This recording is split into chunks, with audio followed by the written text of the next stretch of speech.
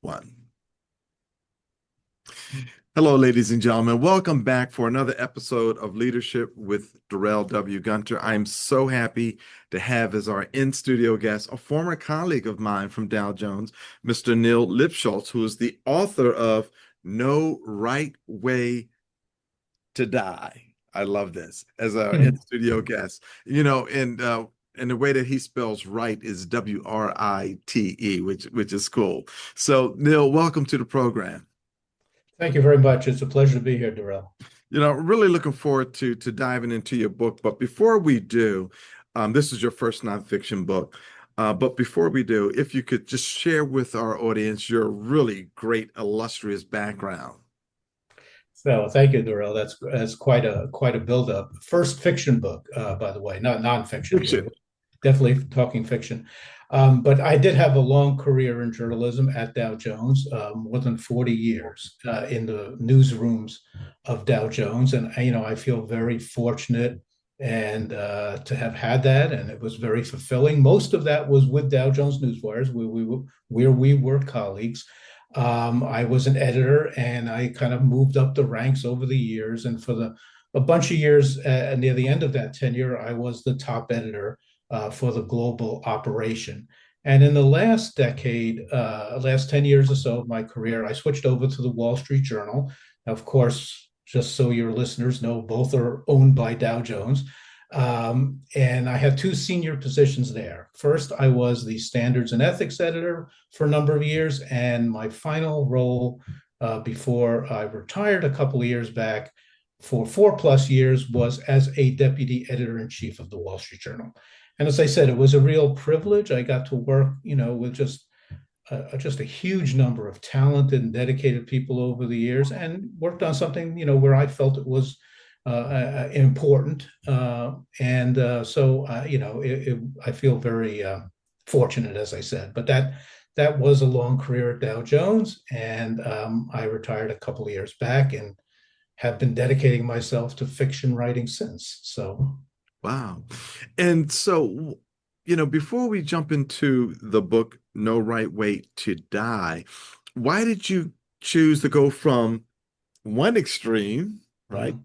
Business financial reporting and doing it extremely well, to non to fiction writing. What was it about you that you said, I got this idea about the story I want to tell? What? Yeah, I mean, it's something I've wanted to do for a long time. Hmm. When I was growing up, I had this sort of general idea that I wanted to be a writer, and it Oh, wasn't perfectly defined. And I love journalism. I love newspapers. In that era, of course, it was before the internet. But I also love fiction, and I was always a voracious reader of all sorts of fiction, literary fiction, mysteries and suspense stories, everything. So over the years, I've had that desire to try my hand at writing fiction, and as I approached retirement, I realized, well, here's kind of your opportunity to do that. Obviously, I had a fulfilling and busy career, and a career filled with both family and journalism. And now that I was retiring, here was my chance to sort of transition from one type of work to another. And I thought, here's the chance, so grab it. But it was something I wanted to do for a long time.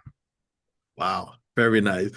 So No Right Way to Die. Now, when does it publishes very soon? Well, what Very soon. Officially launches on July 8th. Pre-orders are available now. People can order the book now. But July 8th is when, it becomes fully available and will be in some bookstores and certainly online and everywhere else people buy books. So that it's coming up. that is awesome. So it's not just a thriller. As I always like to say, No Right Way to Die. It's not just a thriller. It's a layered story about family, ethics, and hidden past. How much of your professional experience has shaped the stories, themes, and narratives? Not that Yeah, you've killed anybody, but yeah. No, it's really more about getting to use my imagination to create characters And, I think you create characters out of your imagination, but also probably, with elements of sort of a lifetime of experience, and then the kind of fun and interesting part is you have these characters, you get to know who they are, and then, especially in a suspense mystery novel like this, you get to put them in extreme situations and see how they react. And it's been my experience generally that when crises hit people, and if you live long enough, there'll be various personal crises. How you react to them is based on kind of what values did you come into it with, and I think that's really what I was, as you said, and I appreciate you saying this, the characters are layered because that was certainly my intent. They're complicated. What they do is not always what most people would consider the right things. So there's a lot of ambiguity, but I think there's a lot of ambiguity in human behavior generally. Right. You know, did you draw upon some of the colleagues over the No, years? no, really not. It was like I said, and that was the great way to um, the break from nonfiction to fiction. Really, truly, it's a work of imagination, it's a work of fiction, and I got to create these characters, and a lot of them, a couple of the main characters grew up and were shaped by a sort of a fictional Brooklyn neighborhood, and I grew up in a real Brooklyn neighborhood many years ago, and certainly that was an influence as well. Oh, great. Excellent. Excellent. So the main character, Scott Morgan, is a management consultant who's entangled in a murder mystery in which he and family members become suspects in a murder investigation. Um, can you give us a little teaser without giving away the plot, if you will? Yeah, yeah. I will try, Darrell. It's interesting. This, when you do write a suspense novel like this, a mystery, a lot of it is about the plot. I hope a lot is also about the characters, that people get to care about the characters and are intrigued by them as well. Certainly, when I read mysteries, those are kinds of mysteries I like best. I like the plot and the action, but also I want the characters to be multi-dimensional. I hope that was true here. So, yeah, without giving too much away. So, as you described Scott Morgan very well, he grew up, he worked his way into an affluent, much more affluent status in life. He has a family, he has an adult daughter, and his adult daughter comes to their family home for dinner with he and his wife one evening, and she brings home her current boyfriend, and her boyfriend is much older. He's almost her father's age, and he was a one-time well-known novelist who hadn't been able to repeat his success from early in his life. And given who Scott Morgan is, he's immediately suspicious of the man's motives, and he takes it upon himself to sort of do some research into this boyfriend of his daughter's and try to find out what he's about. But he's very skeptical of this person. And then he realizes very quickly they're only 3 years apart in age, and they both grew up in that same old neighborhood in Brooklyn. Obviously, they took very different paths to get out into the broader world, but he doesn't recognize the name. And he then, as I said, he kind of launches this investigation. Then a murder victim is discovered in his daughter's apartment, and everything changes, and the family is put through an incredible crisis as all of them are, at some level or another, considered suspects in the murder. Wow. Wow. So he uses what you describe as an ethics-free approach to business to solve personal crises. What commentary were you making about corporate culture? I really was, and as again, I was. It's a study of individual characters, fictional characters. I really want it to be about, and I meant it to be about these individuals. And as I said before, it's really, to me, interesting about, and the novel goes into some of the formative experiences that a couple of these major characters had and how it shaped them. But, if one, I guess one of the ideas I had is that if someone like Scott Morgan, this fictional character, chooses to, behave in business in a certain way, when he needs to figure out how to deal with a crisis, he'll take that same sort of, take no prisoners approach to Mm. solving that. So it's really about the individual fictional characters. Right, right, right. And so there's a strong undercurrent of family loyalty and trauma from the past. How did you approach writing about such complex emotional themes? Yeah, it's a great question, Darrell. I just, as I said, the fun, but perhaps the difficult part of writing fiction, at least for me, Mm. is to try to, imagine these characters as fully realized human beings. And that means they have past. That means, as you said, that they have had difficult things happen to them, and that shapes who they are. And then when more rapid series of events occur in the novel, the actual plot of the novel, they're at a loss for how to cope with it. But they kind of basically rely on the playbook that has gotten to them to this point, whether those actions are right or wrong. It's very interesting that you should mention that they rely on their playbook. And I guess that speaks to how we are as human beings. We have a certain way that maybe we're wired and or a way that we do things, but we're approached with a new situation, maybe what we were wired for or previous skill sets are not the right skill sets to get us over that. And so, in your research uh, for these very, very complex characters, what did you draw upon in your research to bring these characters from their backstory to the current front story? Yeah, I mean, I think you just made a great point. And what happens, I think, in a novel, especially, is that, if characters see that the way they've operated to date, the values they've brought to a situation aren't working, well, sometimes that results in personal growth, right? In other words, they maybe have a sense that, there's a different way, and maybe they haven't behaved in the way that they should have in the past. And I think we have some of that in the novel as well. Again, not really so much research as imagination, what coming up with what could it have been in these characters' past that seems realistic.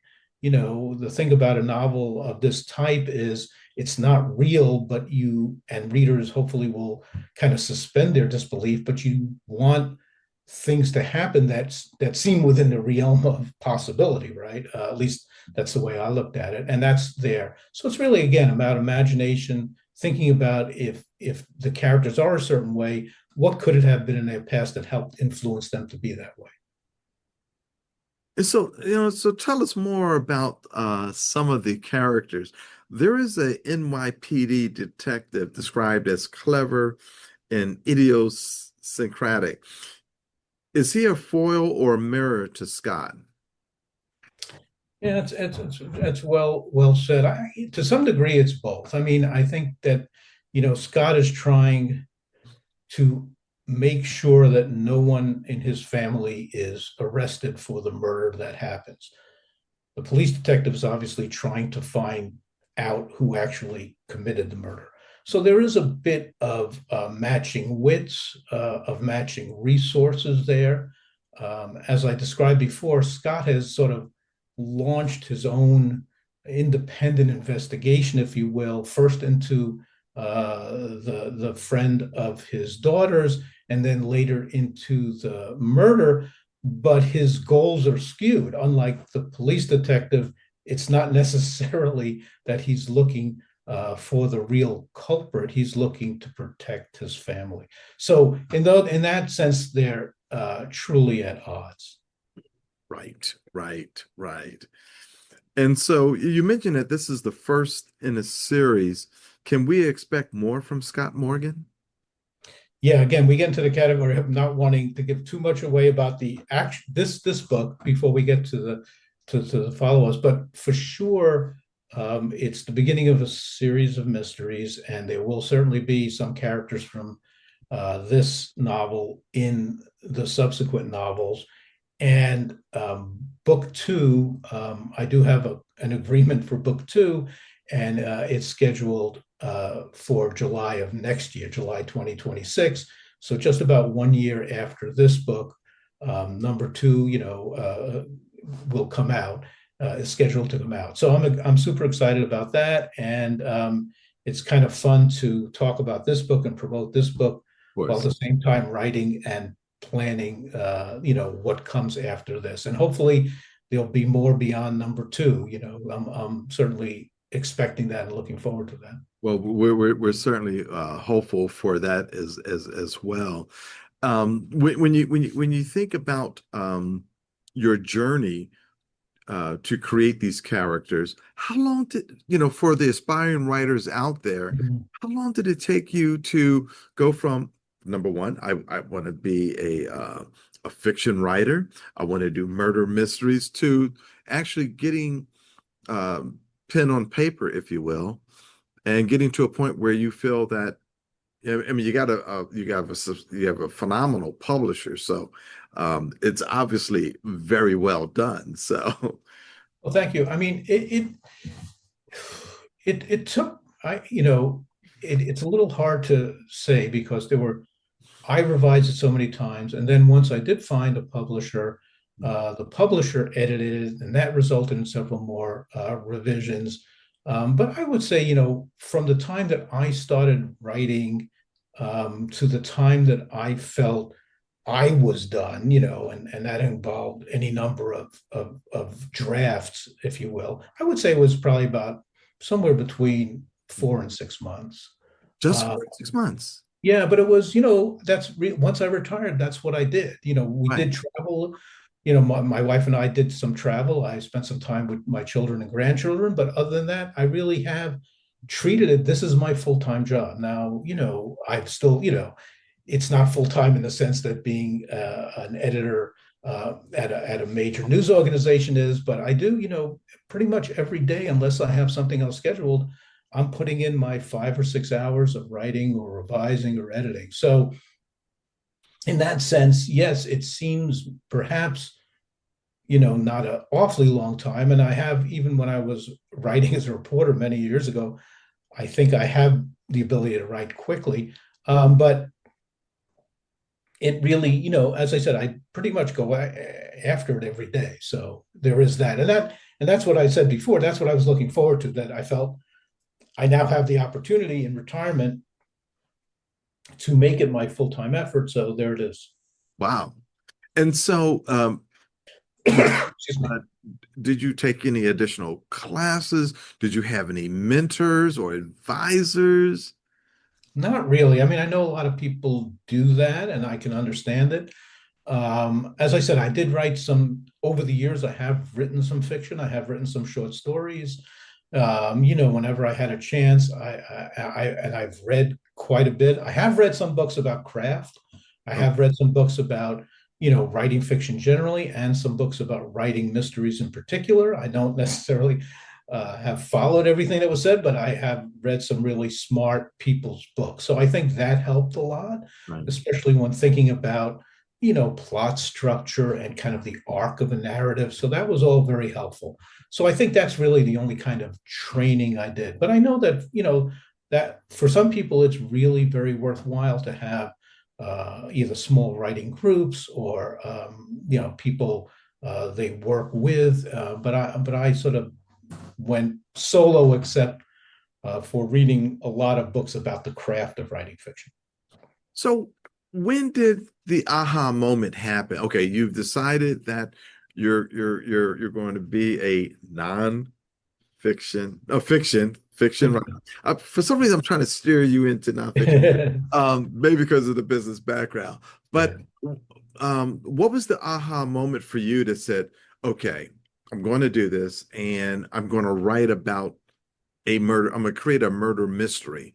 Was there was there something that hit you with an epiphany, or you just started writing and it just flowed? Yeah, no, there was a little bit of planning involved. I mean, the story started actually I had just a broad idea for what I thought was going to be just another short story, Mhm. as I said, about these two men who grew up in the same neighborhood, didn't know each other, kind of both wanted to kind of succeed in the wider world, but did it in very different ways. And in middle age or late middle age, found themselves in some sort of conflict.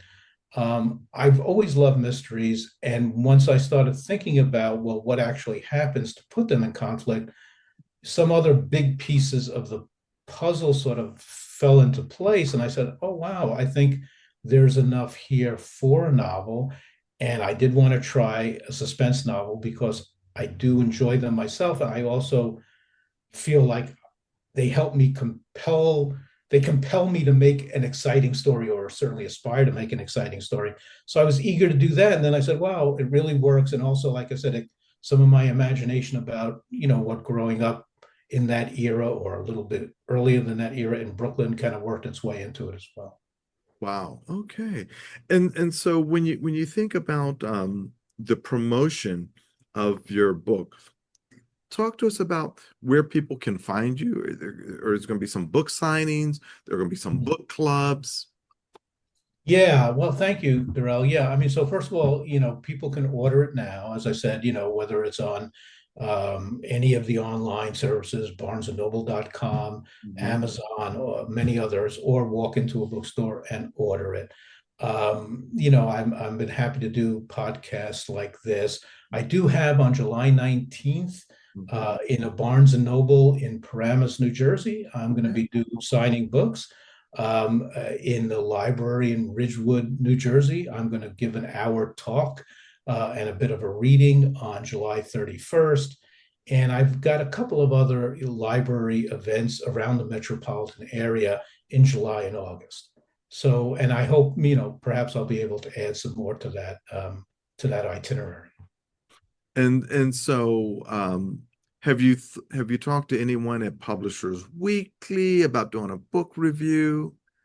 No, I mean, the publisher and I have, we've offered the book to various reviewers, and we'll see when the publication date comes whether they get reviews. Kirkus Reviews did a nice review. They called the book, if I can remember one quote that they said, they called it a tidy whodunit with a New York state of mind. So I thought that was good. That was Kirkus Reviews.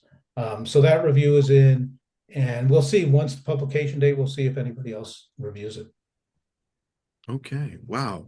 And so, from your career from the Wall Street Journal, Dow Jones News Service, to your novel, ethics seems to be a recurring theme. How do you find ethical leadership today? Yeah, it's a great point, Darrell. I mean, listen, I think whether it's in business, whether it's in journalism, wherever it is, in human interaction, obviously, I believe ethical behavior is very important. I think it's incredibly important in business to treat people with respect, whether they're colleagues, whether they're business associates, whatever the case may be.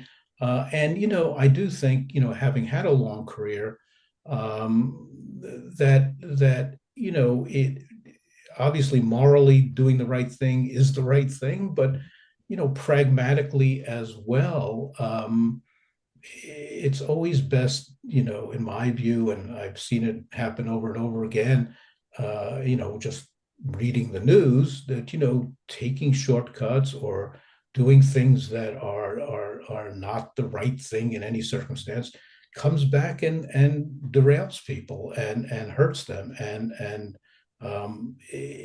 so there's both obviously moral but also pragmatic reasons, I think, to try to behave ethically in business, to try to behave ethically with other people.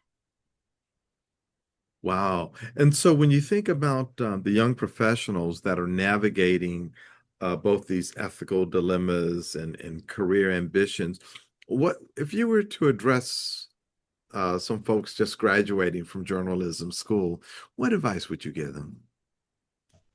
Yeah, it's a great question and a interesting one. I mean, I would say a couple of things. One is, you know, remember that, careers are long. They're multifaceted, especially today, obviously, with all the changes in technology and the changes in every industry, including journalism. If something feels wrong to you, don't do it. I know that the pressures perhaps can be enormous, but the consequences, both morally but also pragmatically, can derail your career. And so, most people, I think, have a pretty good sense, when they're when they're in the middle of a crisis, or there's all sorts of pressures on them in a business situation, that they know kind of what's a shortcut and what's the right way to approach something, the honest way to approach something, the fair way to approach something. And, it just makes sense to take the path, take the high road, aspire to the best practices of whatever industry you're in. In the long run, it's going to pay off. Even if it seems in some short run crisis that there's pressures to do something else. I wanted to ask your view on AI and the effect that it will have or could have on journalism. And what are your thoughts as to how people can use AI ethically in your former profession to help to advance society? Yeah, I mean, I should start by saying I'm really not an expert, right? And I retired before, or probably just at the point where those kinds of questions became even more compelling, and they'll be even more compelling in the future. My own view is that without, again, having any expertise in the technology itself, my own view is that, human beings need to be um, the gatekeepers of what gets sent out as news, what gets sent out as factual.